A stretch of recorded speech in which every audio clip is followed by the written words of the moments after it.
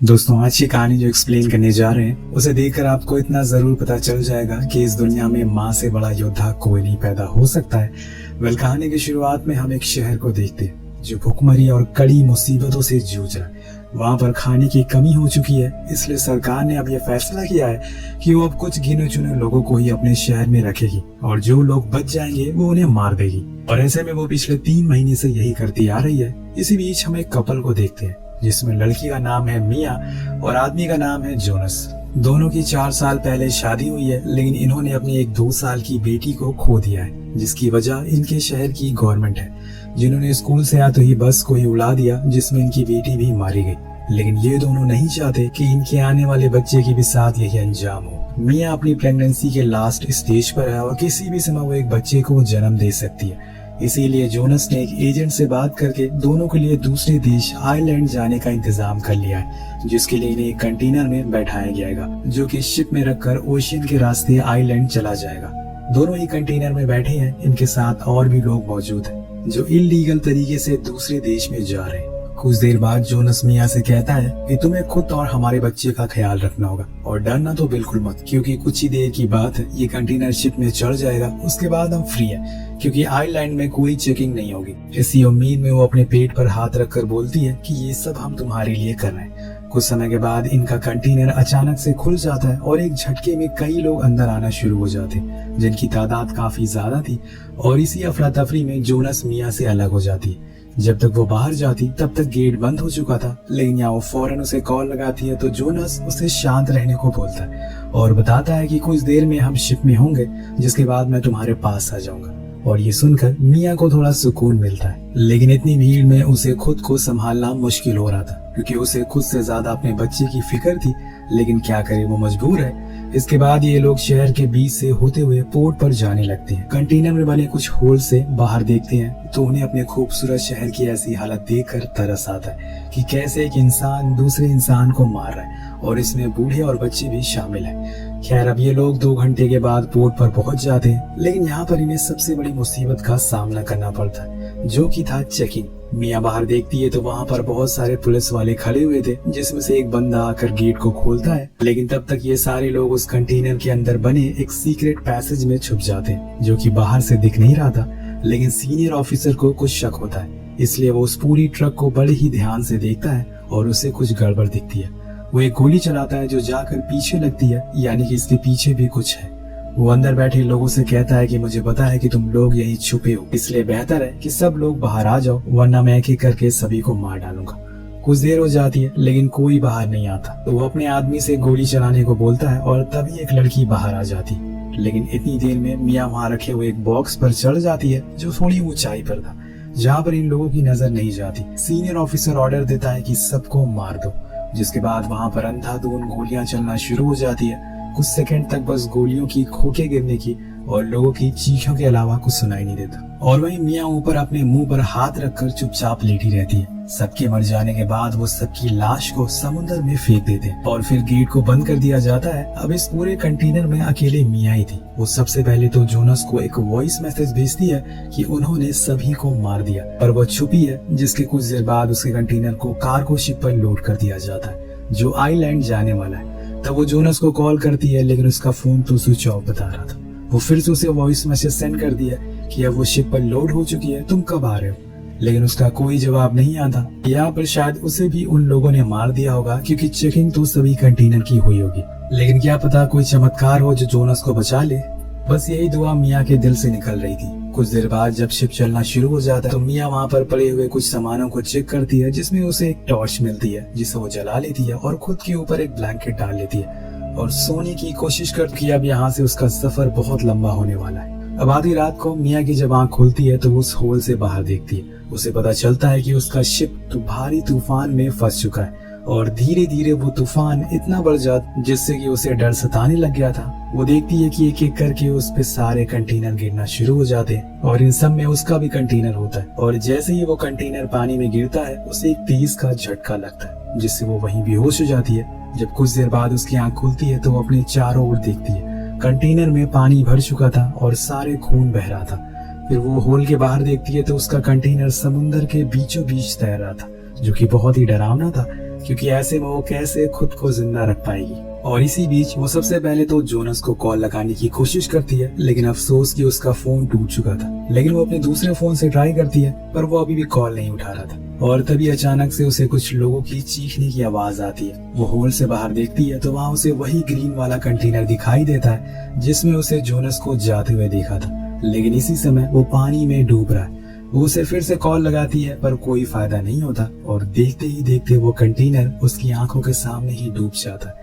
और खुद के सामने जोनस को ऐसे मरता हुआ देखकर वो पूरी तरह से टूट जाती है, क्योंकि अब वो अकेली पड़ गई और जो एक उम्मीद बची थी जो उसे जिंदा रख रही थी, लेकिन अब वो भी जा चुकी है। इसलिए एक बारी तो वो खुद की जान लेने की भी कोशिश करती है, लेकिन तभी उसे याद आता है कि उसके अंदर एक दूसरी जान भी पल रही है और उसे जोनस को दिया हुआ वादा भी तो पूरा करना है।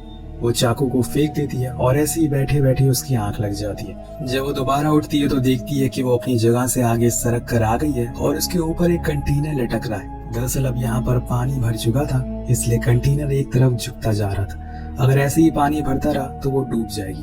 वो सारी कोशिश करती है, लेकिन अफसोस कोई फायदा नहीं होता, क्योंकि कुछ ही देर बाद पूरे कंटेनर में पानी भर जाता है और उसका वहीं दम घुटना शुरू हो जाता है। देखते ही देखते उसकी मौत हो जाती है। रुकिए जरा, तभी अचानक से उसकी आंख खुल जाती है, क्योंकि ये बस उसका एक सपना था। जब वो उठती है तो देखती है कि अब असलियत में भी पानी भरना शुरू हो गया है और वो तरकीब लगाती है कि एक होल से पानी को बाहर करती है, जिसके बाद वो कुछ टेप्स को उन होल को बंद करती है जिसमें से पानी अंदर आ रहा था। लेने से कोई फायदा नहीं होता।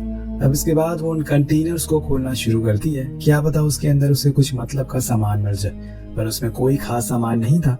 अब किसी में उसे टिफिन बॉक्स मिलता है तो किसी में ईयरबड्स, किसी में वाइन्स की बोतल, जो कि शायद आगे जाकर उसके किसी काम में आ सके। अब पहला काम, वो अपने फोन को टिफिन बॉक्स में रख देती है ताकि वो गीला ना हो। तो उसके फोन पर एक अननोन नंबर से कॉल आती है। जब वो उसे पिक करती है तो वो कोई और नहीं बल्कि जोनस होता है। जी हाँ, जिसकी आवाज सुनकर वो बहुत खुश होती है कि वो अभी भी जिंदा है। वो उसे बताता है कि उसके ड्राइवर ने उन्हें कहीं सिटी के बाहर लाकर छोड़ दिया है, पर जब वो मियाँ की हालत के बारे में सुनता है तो हैरान रह जाता है। पर वो उसे दिलासा देता और हिम्मत रखने को बोलता है कि तुम्हें खुद को जिंदा रखना होगा, मैं तुम्हें जरूर बचाने के लिए आऊंगा। उसकी आवाज सुनकर मियाँ को थोड़ी सी उम्मीद मिलती है। कुछ देर बाद अब मियाँ का लेबर पेन भी शुरू हो गया था और तेज तेज बिजलियां कड़कने लगती है। थोड़ी देर बाद कंटेनर दोनों ओर से हिलना शुरू हो जाता है और इसी में मियाँ को लेबर पेन भी शुरू हो चुका था। वो बहुत कोशिश करती है कि कैसे भी करके खुद को रोक ले, लेकिन ऐसा हो नहीं पाता। इसी तूफान में वो एक बेटी को जन्म देती है, जिसका नाम वो नोहा रखती है। लेकिन यहाँ नोहा को कोई दिक्कत ना हो इस पानी में, इसलिए वो उसे लेकर वहीं रखे एक बड़े से बॉक्स में बैठ जाती है। उसका ख्याल रखती है, पर अब उसका खाना धीरे धीरे खत्म हो रहा है। ऐसे में जितना भी बचा हुआ खाना पानी है उसे कम खाना पड़ेगा, क्योंकि अब उसे अपनी बेटी को भी कुछ खिलाना है। अब यहाँ वो बार बार निक को भी फोन करने का ट्राई करती है, लेकिन उसका फोन नहीं लगता। अब अगले दिन जब वो सोकर उठती है तो देखती है कि उसकी बेटी रोई जा रही, क्योंकि उसे भूख लगी थी। वो उसी समय अपना दूध उसे पिलाती है, जिससे वो थोड़ा शांत हो जाए। पर इसी दौरान उसके दिमाग में एक आइडिया आता है, क्यों ना इस कंटेनर के ऊपर जाया जाए, क्या पता वहाँ से उसे कोई देख ले, कोई शिप जो कोई उसके आसपास गुजर रहा हो। लेकिन इसके लिए उसे पहले तो कंटेनर को ऊपर से काटना होगा। तो उन बॉक्सेस में से वो कोई ऐसी चीज को ढूंढने लगती है जिससे वो कंटेनर को काट सके, और उसे वहाँ एक ड्रिल मशीन मिलती है। लेकिन ऐसा करने में बहुत टाइम लगेगा और साथ में मेहनत भी, क्योंकि कंटेनर का स्टील बहुत ही मजबूत है और वो ड्रिल मशीन किसी पतली चीज को ड्रिल करने के लिए बनी थी। पर यहाँ मियाँ हार नहीं मानती और लगी रहती है उसे काटने में। बीच बीच में उसे अपनी बेटी के विजन भी आते हैं जो कि मर चुकी थी, और उसके विजन में निक भी आता है जो उसे हौसला देता है कि तुम्हें खुद को जिंदा रखना है। लेकिन ये कैसे मुमकिन है, उसके पास तो अब खाना भी नहीं बचा है। तभी मियाँ के दिमाग में आता है कि उसने बर्थ के टाइम अपना फ्लैश फेंका नहीं था। वो उसे ढूंढती और फिर उसे ही खाना शुरू कर देती है, और ये सीन देखकर आपकी रूह कांप जाएगी। उसे ये खाना ही पड़ता है क्योंकि कोई चारा नहीं अभी उसके पास। आगे हम देख पाते हैं कि उसके पास अब पानी भी खत्म हो चुका है और वो बारिश के पानी को पीने की कोशिश करती है। धीरे धीरे करके वो जैसे तैसे कंटेनर के ऊपर वाले हिस्से को काट लेती है और फिर ऊपर आती है। जब वो चारों ओर देखती है तो दंग रह जाती है, क्योंकि वो बिल्कुल ही समुद्र के बीच में थी। पर उसे यहाँ सूरज की रोशनी भी मिलती है, इसलिए वो नोहा को फौरन ऊपर लेके आती है और उसे भी रोशनी दिखाती है। पर उसे एक बात का ध्यान रखना होगा, ये ऊपर आने का जो रास्ता उसने बनाया है वो उसके लिए अच्छा भी है और बुरा भी है, क्योंकि अगर तेज बारिश हुई तो सारा पानी अंदर आने लगेगा और ऐसे में वो क्या करेगी। खैर, अब वो जब ऊपर आती है तो पानी में तैर रही मछलियों को भी देखती है जो उसके लिए उसे खाने का काम कर सकती है। वो उन्हें पकड़ने की बहुत कोशिश करना शुरू कर देती है, लेकिन शुरुआत में तो उसके हाथ में कुछ नहीं आता। उसी बीच उसे आसमान में एक प्लेन भी दिखाई देता है, जिसके सिग्नल देने के लिए वो नीचे टीवी पर लगे ग्लास को तोड़कर ऊपर फौरन लाने की कोशिश करती है, लेकिन ऐसा करने में उसके पैर में गहरी चोट लग जाती है और इससे वो चीख पड़ती है और इतने में वो प्लेन भी वहां से निकल जाता है। हम देख पाते हैं कि वो जख्म बहुत ही बड़ा था। वो नीचे जाकर अपने उस जख्म को ठीक करने की कोशिश करती है। पहले तो वो उसके ऊपर वाइन डालती है ताकि कोई भी इन्फेक्शन ना हो। इसके बाद अपने स्किन को एक धागे से सिल लेती है जिससे कि खून रुक जाए। अब ये जितना बताने में आसान लग रहा था उतना देखने में बिल्कुल भी नहीं, लेकिन उसे ये करना ही पड़ेगा। तभी उसकी नजर उन ईयरबड्स पर पड़ती है जिनके वायर से वो मछली पकड़ने का जाल बना सकती है, और वो पूरी कोशिश में लग जाती है। कुछ समय के बाद वो जाल बन भी जाता है और इस बार ये तरकीब काम आ जाती है। वो ऐसे ही हर एक दिन एक मछली पकड़ती है और उसे जिंदा ही खाना शुरू कर देती है। अगर उसे प्यास लगती है तो वो बारिश के जमा हुए पानी को पी लेती है, और उधर उसकी बच्ची जो दूध पीकर शांत थी। लेकिन इन सबसे बड़ी मुसीबत ये थी कि उसके कंटेनर में अब धीरे धीरे पानी भरता जा रहा था। वो अपने पानी को रोज निकाल तो रही थी, लेकिन जब ये सारी चीजें हर रोज करते करते वो एक दिन मायूस हो जाती है और चुपचाप जाकर बैठ जाती है। ऐसा वो कब तक करती रहेगी? ये समुंदर तो खत्म होने का नाम ही नहीं ले रहा है। क्या कोई उसे बचाने आएगा, या फिर वो अपनी बेटी के साथ यही समुंदर में दफन हो जाएगी? अब ये सारी परेशानी को देखते हुए, लेकिन जब उसकी बेटी की मुस्कान उसे दिखती है तो उसे एक उम्मीद दे रही थी और उसे हौसला मिलता है कि उसे खुद को अपनी बेटी के लिए जिंदा रखना है। जब भी वो ऐसे खुद से निराश हो जाया करती थी तो वो नोहा से बातें करना शुरू कर देती थी। लेकिन एक दिन ऐसी रात में जब वो सो रही होती है तो उसके टूटे हुए फोन में जोनस का कॉल आता है, जो उसे बताता है कि उसे गोली लग गई है और बहुत खून बह गया है। वो उसे माफी मांगता है कि अब उसे बचाने नहीं आ पाएगा, और ये सुनकर मीरा और टूट जाती है और बहुत निराश हो जाती है। लेकिन वो जोनस के आखिरी समय पर उसकी बात नोहा से कराती है। उसकी आवाज सुनाती है। मियाँ के लिए इस समय बहुत ही कठिन था। उसके सामने सारी उम्मीदें अब टूटती जा रही थी। अब वो क्या करेगी? और एक जोनस ही उसकी उम्मीद था, लेकिन अब वो भी टूट गया। तब वो सोचती है कि उसे एक राफ्ट बनानी चाहिए जिसकी मदद से वो क्या पता है किसी आइलैंड या फिर किसी बीच तक पहुंच जाए। इसलिए वो उन टिफिन बॉक्सेस को समुद्र में फेंकना शुरू करती है, जिसके बाद वो एक लकड़ी के फट्टे को एक राफ्ट का रूप देने की कोशिश करती है। लेकिन इसमें उसे बहुत समय लगेगा। वो हर रोज वही काम करती है जो पिछले 24 दिनों से करती आ रही है, और एक दिन उसकी राफ्ट तैयार हो जाती है। लेकिन वो अभी तक बस नोहा के लिए बनी थी, उसने खुद के लिए अभी बनाना शुरू ही नहीं करी थी। तभी उसकी नजर नीचे कंटेनर पर पड़ती है जिसमें पानी भरना शुरू हो गया। वो फौरन नीचे जाकर सारे सामानों को ऊपर लाने लगती है, लेकिन इसी बीच उसका पैर नीचे कुछ चीजों में फंस जाता है और वो वहीं अटक जाती है। ऊपर नोहा कंटेनर से दूर समुद्र में जाती जा रही थी, क्योंकि ये कंटेनर अब समुद्र में डूब गया था। इधर मियाँ बहुत कोशिश करती है कि वो अपने पैर को छुड़ा ले, और आखिर में जब उसकी जान जाने ही वाली होती है तब उसका पैर बाहर निकलता है। फौरन अपनी बेटी के पास जाती है और वैसे ही पानी में तैरते तैरते सुबह हो जाती है।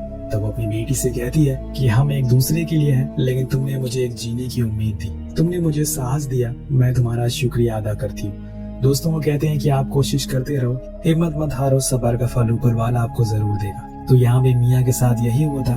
दूर एक मछुआरे की बोट जा रही होती है जो नोहा की राफ्ट को देख लेती है। वो फौरन उसके पास जाते हैं और वहाँ उन्हें एक बच्ची दिखती है जिसे वो बोट पर लाते हैं, पर उस राफ्ट से एक रस्सी बंधी थी। जब वो मछुआरे उस रस्सी को खींचते हैं जो मियाँ उन्हें पानी के अंदर मिलती है, जो समुद्र में डूब चुकी थी, वो फौरन उसे ऊपर खींच कर लाते हैं और उसे होश में लाने की कोशिश करते हैं। हमें लगता है कि मियाँ मर गए, लेकिन तभी अचानक से उसे होश आता है। होश आते ही सबसे पहले वो अपनी बच्ची के बारे में पूछती है और उसे अपने सीने से लगा लेती है। जब वो उस मछुआरे से पूछती है कि ये कौन सी जगह है, तो वो उसे बताती है कि इस समय हम आइलैंड शहर में हैं। और ये सुनकर मियाँ की आंखों में आंसू आ जाते हैं कि उसने और उसकी बेटी ने कर दिखाया, जिसके साथ ये कहानी का यही अंत हो जाता है। दोस्तों, एक माँ ही है जो दुनिया की हर परेशानी से लड़ सकती है और अपने बच्चों के लिए। ये कहानी आपको ये सिखा देती है। कहानी कैसी लगी नीचे कमेंट करके जरूर बताएगा। मिलते हैं अगले वीडियो में। Peace out.